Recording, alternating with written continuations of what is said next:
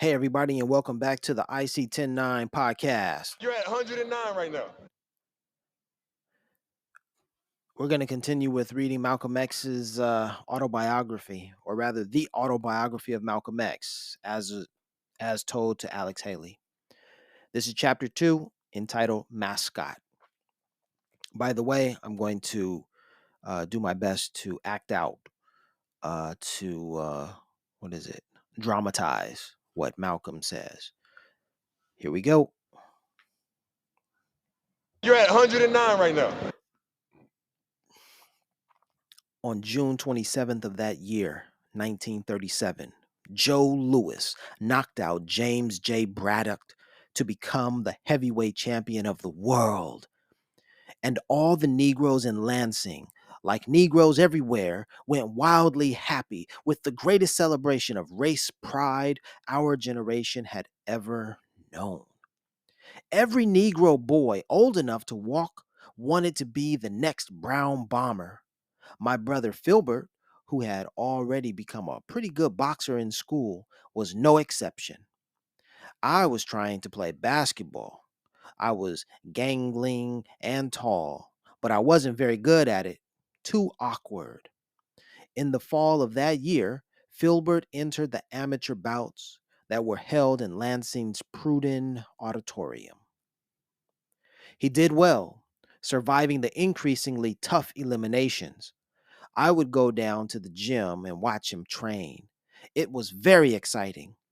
Perhaps without realizing it, I became secretly envious. For one thing, I know I could not help seeing some of my younger brother Reginald's lifelong admiration for me getting siphoned off to Filbert.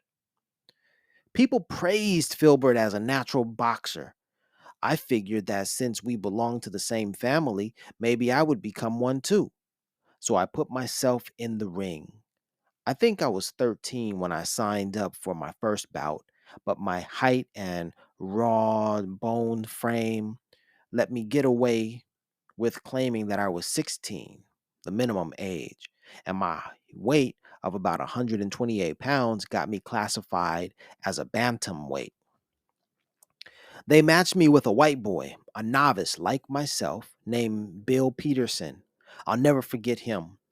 When our turn in the next amateur bouts came up, all of my brothers and sisters were there watching, along with just about everyone else I knew in town. They were there not so much because of me, but because of Filbert, who had begun to build up a pretty good following, and they wanted to see how his brother would do. I walked down the aisle between the people thronging the rows of seats and climbed in the ring. Bill Peterson and I were introduced, and then the referee called us together and mumbled all of that stuff about fighting fair and breaking clean. Then the bell rang, and we came out of our corners.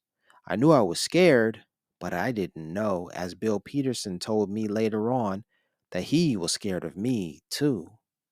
He was so scared I was going to hurt him that he knocked me down 50 times if he did once. He did such a job on my reputation in the Negro neighborhood that I practically went into hiding. A Negro just can't be whipped by somebody white and return with his head up to the neighborhood, especially in those days when sports and, to a lesser extent, show business were the only fields open to Negroes, and when the ring was the only place a Negro could whip a white man and not be lynched. When I did show my face again, the Negroes I knew rode me so badly I knew I had to do something. But the worst of my humiliations was my younger brother Reginald's attitude. He simply never mentioned the fight. It was the way he looked at me and avoided looking at me. So I went back to the gym and I trained hard. I beat bags and skipped rope and grunted and sweated all over the place. And finally, I signed up to fight Bill Peterson again. This time, the bouts were held in his hometown of Alma, Michigan. The only thing better about the rematch was that hardly anyone I knew was there to see it. I was particularly grateful for Reginald's absence. The moment the bell rang, I saw a fist, then the canvas coming up, and 10 seconds later, the referee was saying 10 over me. It was probably the shortest fight in history. I lay there listening to the full count, but I couldn't move. To tell the truth, I'm not sure I wanted to move. That white boy was the beginning and the end of my fight career. A lot of times in these later years since I became a Muslim, I've thought back to that fight and reflected that it was Allah's work to stop me. I might have wound up punchy. Not long after this, I came into a classroom with my hat on. I did it deliberately.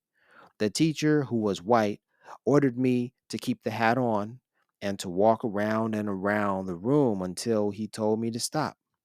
That way, he said, everyone can see you. Meanwhile, we'll go on with class for those who are here to learn something.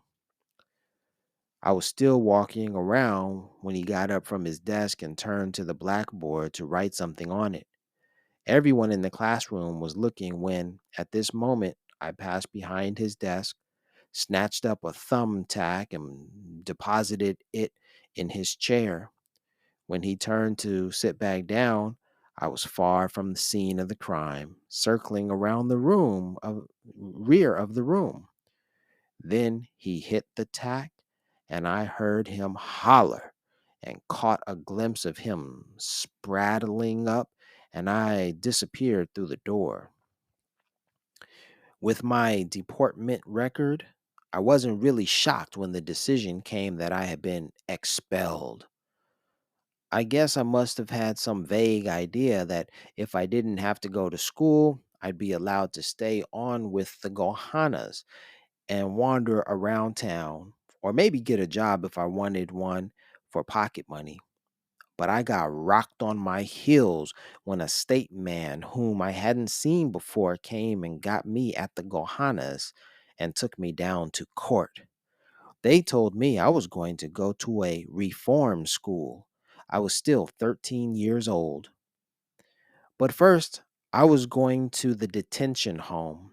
It was in Mason, Michigan, about 12 miles from Lansing. The detention home was where all the bad boys and girls from Ingham County were held on their way to reform school waiting for their hearings.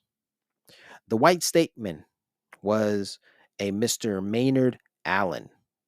He was nicer to me than most of the state welfare people had been. He even had consoling words for the Gohanas and Ms. Adcock and Big Boy. All of them were crying, but I wasn't.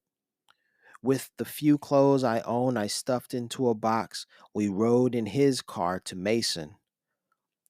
He talked as he drove along, saying that my school marks showed that if I would just straighten up, I could make something of myself. He said that reform school had the wrong reputation. He talked about what the word reform meant, to change and become better. He said the school was really a place where boys like me could have time to see their mistakes and start a new life and become somebody everyone would be proud of. And he told me that the lady in charge of the detention home, a Mrs. Swerlin, and her husband were very good people. They were good people. Mrs. Swerlin was bigger than her husband, I remember, a big, buxom, robust, laughing woman, and Mr. Swerlin was thin, with black hair and a black mustache and a red face, quiet and polite, even to me. They liked me right away, too. Mrs. Swerlin showed me to my room, my own room, the first in my life. It was in one of those huge dormitory like buildings where kids in detention were kept in those days and still are in most places. I discovered next, with surprise, that I was allowed to eat with the Swerlins. It was the first time I'd eaten with white people, at least with grown white people, since the Seventh day Adventist country meetings. It wasn't my own exclusive privilege, of course, except for the very troublesome boys and girls at the detention home who were kept locked up, those who had run away and been caught and brought back, or something like that. All of us ate with the Swirlins, sitting at the head of the long tables. They had a white cook helper. I recall, Lucille Lathrop. It amazes me how these names come back from a time I haven't thought about for more than 20 years. Lucille treated me well too. Her husband's name was Duane Lathrop. He worked somewhere else, but he stayed there at the detention home on the weekends with Lucille. I noticed again how white people smelled different from us and how their food tasted different, not seasoned like Negro cooking. I began to sweep and mop and dust around in the Swirlins' house as I had done with Big Boy at the Gohanas. They all liked my attitude, and it was out of their liking for me that I soon became accepted by them as a mascot. I know now. They would talk about anything and everything with me standing right there hearing them, the same way people would talk freely in front of a pet canary. They would even talk about me or about niggers as though I wasn't there, as if I wouldn't understand what the word meant. 100 times a day, they used the word nigger. I suppose that in their own minds, they meant no harm. In fact, they probably meant well. It was the same with the cook, Lucille, and her husband, Duane. I remember one day when Mr. Swirlin, as nice as he was, came in from Lansing, where he had been through the Negro section, and said to Mrs. Swirlin right in front of me, I just can't see how those niggers can be so happy and be so poor. He talked about how they lived in shacks, but had those big shining cars out front. And Mrs. Swirlin said, me standing right there, niggers are just that way. That scene always stayed with me. It was the same with the other white people, most of them local politicians, when they would come visiting the Swirlins. One of their favorite parlor topics was niggers. One of them was the judge who was in charge of me in Lansing. He was a close friend of the Swirlins. He would ask about me when he came, and they would call me in, and he would look me up and down, his expression approving, like he was examining a fine colt or a pedigreed pup. I knew they must have told him how I acted and how I worked. What I'm trying to say is that it just never dawned upon them that I could understand that I wasn't a pet, but a human being. They didn't give me credit for having the same sensitivity, intellect, and understanding that they would have been ready and willing to recognize in a white boy in my position. But it has historically been the case with white people in their regard for black people that even though we might be with them, we weren't considered of them. Even though they appeared to have opened the door, it was still closed. Thus, they never did really see me. This is the sort of kindly con- condescension. This is the sort of kindly condescension which I try to clarify today to these integration hungry Negroes about their liberal white friends, these so called good white people, most of them anyway. I don't care how nice one is to you. The thing you must always remember is that almost never does he really see you as he sees himself, as he sees his own kind. He may stand with you through thin, but not thick. When the chips are down, you'll find that as fixed in him as his bone structure is, his sometimes subconscious conviction that he's better than anybody black. but I was no more than vaguely aware of anything like that in my detention home years. I did my little chores around the house and everything was fine. And each weekend, they didn't mind my catching a ride over to Lansing for the afternoon or evening. If I wasn't old enough, I sure was big enough by then, and nobody ever questioned my hanging out, even at night, in the streets of the Negro section. I was growing up to be even bigger than Wilfred and Filbert, who had begun to meet girls at the school dances and other places, and introduced me to a few. But the ones who seemed to like me, I didn't go for, and vice versa. I couldn't dance a lick anyway, and I couldn't see squandering my few dimes on girls. So mostly, I pleasured myself these Saturday nights by gawking around the Negro bars and restaurants. The jukeboxes were wailing Erskine Hawkins's Tuxedo Junction, Slim and Slams, Flatfoot Flugie, things like that. Sometimes big bands from New York out touring the one night stands in the sticks would play for big dances in Lansing. Everybody with legs would come out to see any performer who bore the magic name New York, which is how I first heard Lucky Thompson and Milt Jackson, both of whom I later got to know well in Harlem. Many youngsters from the detention home, when their dates came up, went off to the reform school. But when mine came up 2 or 3 times, it was always ignored. I saw new youngsters arrive and leave. I was glad and grateful. I knew it was Mrs. Swirlin's doing. I didn't want to leave. She finally told me one day that I was going to be entered in Mason Junior High School. It was the only school in town. No ward of the detention home had ever gone to school there, at least while still a ward. So I entered there 7th grade. The only other Negroes there were some of the Lyons children, younger than I was in the lower grades. The Lyons and I, as it happened, were the town's only Negroes.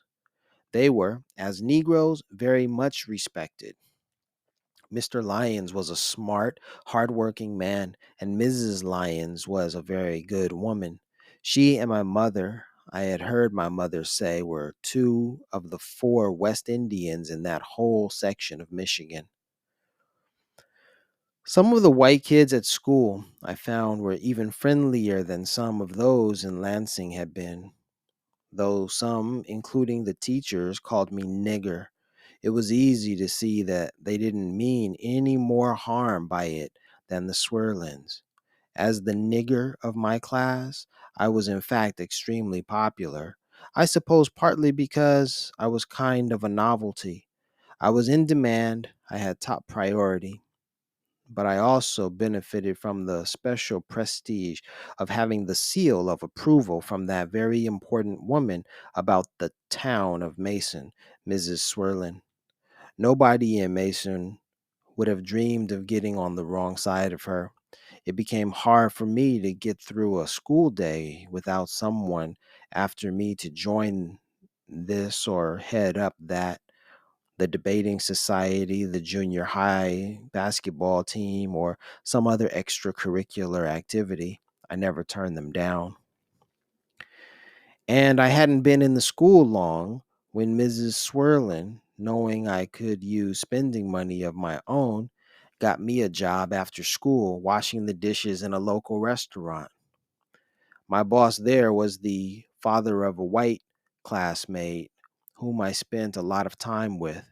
His family lived over the restaurant. It was fine working there. Every Friday night when I got paid, I'd feel at least 10 feet tall. I forget how much I made, but it seemed like a lot. It was the first time I'd ever had any money to speak of, all my own, in my whole life. As soon as I could afford it, I bought a green suit and some shoes, and at school, I'd buy treats for the others in my class, at least as much as any of them did for me. English and history were the subjects I liked most. My English teacher, I recall, a Mr. Ostrowski, was always giving advice about how to become something in life. The one thing I didn't like about history class was that the teacher, Mr. Williams, was a great one for nigger jokes. One day during my first week at school, I walked into the room and he started singing to the class as a joke. Way down yonder in the cotton field, some folks say that a nigger won't steal. Very funny. I liked history, but I never thereafter had much liking for Mr. Williams. Later, I remember we came to the textbook section on Negro history. It was exactly one paragraph long. Mr. Williams laughed through it practically in a single breath, reading aloud how the Negroes had been slaves and then were freed, and how they were usually lazy and dumb and shiftless. He added, I remember, an anthropological footnote on his own, telling us between laughs how Negroes' feet were so big that when they walk, they don't leave tracks, they leave a hole in the ground. I'm sorry to say that the subject I most disliked was mathematics. I have thought about it. I think the reason was that mathematics leaves no room for argument. If you made a mistake, that was all there was to it. Basketball was a big thing in my life, though. I was on the team. We traveled to neighboring towns such as Howell and Charlotte, and wherever I showed my face, the audiences in the gymnasiums niggered and cooned me to death, or called me Rastus.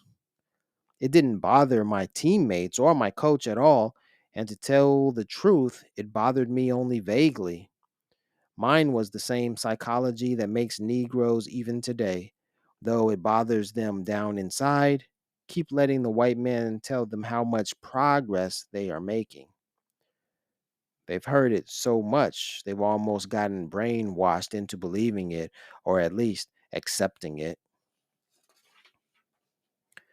After the basketball games, there would usually be a school dance. Whenever our team walked into another school's gym for the dance, with me among them, I could feel the freeze. It would start to ease as they saw that I didn't try to mix, but stuck close to someone on our team or kept to myself. I think I developed ways to do it without making it obvious. Even at our own school, I could sense it almost as a physical barrier that despite all the beaming and smiling, the mascot wasn't supposed to dance with any of the white girls. Stopping here at page 30 of the autobiography of Malcolm X in the second chapter, Mascot. You're at 109 right now. We'll come back after a brief break.